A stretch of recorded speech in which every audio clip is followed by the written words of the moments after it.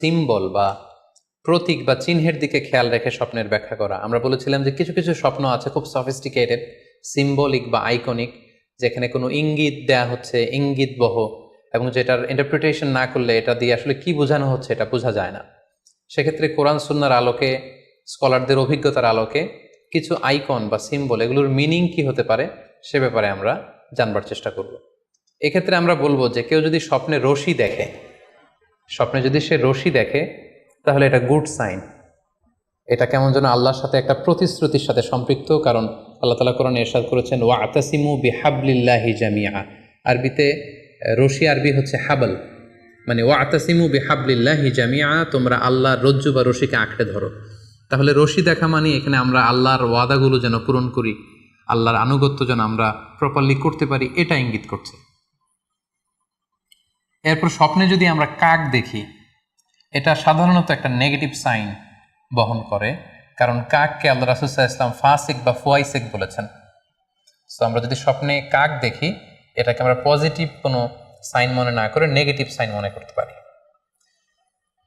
তৃতীয়ত, আমরা যদি স্বপ্নে লম্বা কাপড় দেখি, এটা গুড সাইন। কারো গায়ে যদি লম্বা জামা থাকে তাহলে এটা গুড সাইন, আর খাটো জামা থাকলে সাধারণত এটা নেগেটিভ সাইন। এক্ষেত্রে আমরা সহিহ বুখারীর একটি হাদিসকে উল্লেখ করতে পারি। আল্লাহর হাবিব সাল্লাল্লাহু আলাইহি ওয়াসাল্লাম বলেছেন যে আমার সামনে অনেক মানুষকে পেশ করা হলো, তাদের কারো জামা নাভি পর্যন্ত, কারো জামা হাঁটু পর্যন্ত, কারো জামা পা পর্যন্ত। আর সেক্ষেত্রে ওমরে ফারুককে দেখলাম যে এত লম্বা জামা পরে সে হেঁটে যাচ্ছে, সে তার জামা টেনে টেনে নিয়ে যাচ্ছে। তো সাহাবারা বললেন মা আউয়ালতাহু ইয়া রাসূলুল্লাহ, হে আল্লাহর রাসূল, আপনার এই স্বপ্ন থেকে আপনি কি বোঝাতে চাইলেন? আল্লাহ রাসূল সাল্লাল্লাহু আলাইহি ওয়াসাল্লাম বললেন আউয়ালতুহু আদ-দীন, এটা দ্বারা আমি দিনদারি বোঝাতে চাইলাম। অর্থাৎ যার জামা লম্বা তার মানে তার তাকওয়া বেশি বা তার দিনদারি বেশি। আর স্বপ্নে যদি কারো জামা খুব ছোট খাটো বা জামাহীন অবস্থায় কাউকে দেখা হয়, এটা সাধারণত তার দিনদারি কমে যাচ্ছে বা তার তাকওয়া is decreasing day after day, এটার একটা সাইন বহন করে। পাশাপাশি দুধ, স্বপ্নে যদি কেউ দেখে সে দুধ খাচ্ছে, এটা একটা ভালো সাইন। স্বপ্নে দুধ খেতে যদি দেখা হয় তাহলে তার জ্ঞান বৃদ্ধি পাবে বলে এটা একটা সাইন বা আলামত বহন করে। সেক্ষেত্রেও আমরা বুখারীর একটা হাদিস উল্লেখ করতে পারি, যেখানে আল্লাহ রাসূল সাল্লাল্লাহু আলাইহি ওয়াসাল্লাম একটা স্বপ্নের কথা সাহাবাদেরকে শেয়ার করছিলেন। তিনি বললেন যে আমাকে এক বাটি দুধ দেয়া হলো, আমি সেখান থেকে দুধ খেলাম, তারপর দেখলাম যে আমার আঙ্গুল থেকে দুধ বের হচ্ছে, আর সেখানে যে অবশিষ্ট দুধ রয়ে গেল সেটা আমি ওমরে ফারুকের মুখে দিলাম। ওমরে ফারুক সে অবশিষ্ট দুধটা খেলো। এই স্বপ্নের কথা শুনে সাহাবারা বললেন মা আউয়ালতা বিহি ইয়া রাসূলুল্লাহ, হে আল্লাহর রাসূল, এটা দিয়ে আপনি কি ব্যাখ্যা করলেন? ফামা আউয়ালতাহু ইয়া রাসূলুল্লাহ, আল্লাহ রাসূল সাল্লাল্লাহু আলাইহি ওয়াসাল্লাম বললেন আল ইলম, এটা দিয়ে আমি জ্ঞানের ব্যাখ্যা করেছি। অর্থাৎ দুধ হচ্ছে জ্ঞানের প্রতীক। দুনিয়াতেও তো আমরা দেখি যে দুধ হচ্ছে সুষম একটা খাবার, খাদ্যের পুষ্টিগুণের 6টি গুণাগুণ দুধের মধ্যে পাওয়া যায়। সো কেউ যদি স্বপ্নে দেখেন যে তিনি দুধ পান করছেন, আশা করা যায় এটা তার জন্য ভালো সাইন, তার জ্ঞান বাড়বে বলে আমরা ধারণা করতে পারি। এবার স্বপ্নে যদি কেউ দেখে যে সে আজান দিচ্ছে, এটাও ভালো সাইন। স্বপ্নে আজান দেয়া এটা সাইন হচ্ছে সে হয়তো অচিরে হজ করতে যাবে। হজের সাথে আজানের কি সম্পর্ক? এর কারণ হচ্ছে সূরা হজ্জে আল্লাহ তাআলা সাইয়েদনা ইব্রাহিম আলাইহিস সালামকে যখন বলেছিলেন যে তুমি হজ শুরু করো, তখন তিনি বলেছিলেন ইব্রাহিম তুমি আজান দাও, ওয়াআযযিন ফিন নাসি বিল হজ্জ ইয়াতুকা রিজালা ওয়া আলা কুল্লি দামির ইয়াতিনা মিন কুল্লি ফাজ্জিন আমিক। অর্থাৎ হে ইব্রাহিম তুমি আজান দাও। ইব্রাহিম আলাইহিস সালাম বললেন কোথায় আজান দিব? চারদিকে তো মরুভূমি। আল্লাহ তাআলা বললেন ইব্রাহিম তুমি আজান দাও, এই আজানের আওয়াজ বা শব্দ পৃথিবীর সবার কানে আমি পৌঁছে দেব। তো সাইয়েদনা ইব্রাহিম আলাইহিস সালাম তখন হজের আজান দিলেন বা ঘোষণা দিলেন। আজান শব্দের অর্থ হচ্ছে অ্যানাউন্স, টু অ্যানাউন্স, মানে ঘোষণা দেয়া। সো আপনি যদি স্বপ্নে দেখেন যে আপনি আজান দিচ্ছেন বা কেউ আজান দিচ্ছে, তাহলে সে অচিরে হজ করবে বা হজ রিলেটেড কোনো একটা ব্যাখ্যা হতে পারে।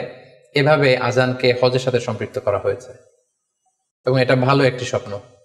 এবার স্বপ্নে যদি কেউ গর্ত দেখে যে সে গর্ত খুঁড়ছে বা তার জন্য কেউ গর্ত করছে, এটা ষড়যন্ত্রের সাথে সম্পৃক্ত।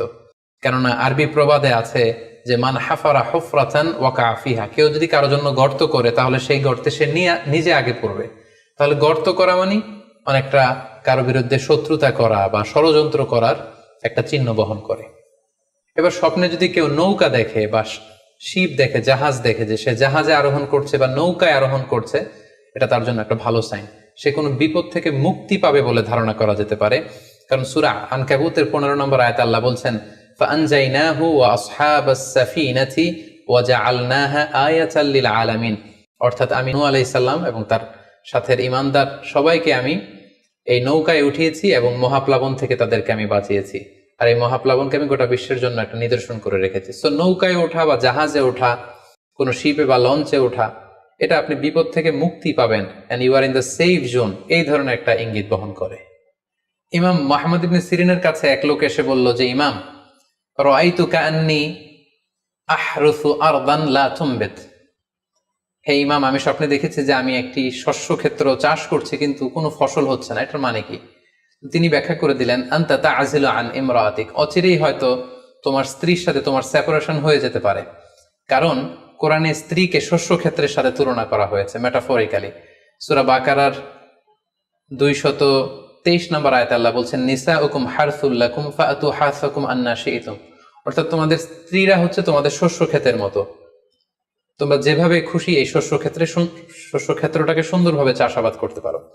তাহলে শস্য ক্ষেতের সাথে বা ক্রপ ল্যান্ডসের সাথে আপনার স্ত্রীর সাথে সম্পর্ক হওয়া বা সেপারেশন হওয়া, এইভাবে ইঙ্গিত নেওয়া যেতে পারে। সবশেষে একটি ঘটনা উল্লেখ করার মধ্য দিয়ে আমরা এই সিম্বলিক বা আইকনিক ব্যাপারটা শেষ করতে চাই। সেটি হচ্ছে, ব্যক্তির ভিন্নতার কারণে কিন্তু স্বপ্নের ব্যাখ্যাও ভিন্নতা হতে পারে। ব্যক্তি ভিন্নতার কারণে স্বপ্নের ব্যাখ্যাও ভিন্ন হবে। একই স্বপ্ন দুইজন লোক দেখলো, দুইজনের স্বপ্নের ব্যাখ্যা কিন্তু দুরকম হতে পারে। সেক্ষেত্রে আমরা মুহাম্মদ ইবনে সিরিনের একটা ঘটনা উল্লেখ করতে পারি। মুহাম্মদ ইবনে সিরিনের কাছে এক লোক এসে বলল যে, আমি স্বপ্নে দেখেছি আমি আজান দিচ্ছি, এটার ব্যাখ্যা কি? উনি বললেন, তুমি হজ করতে যাবে।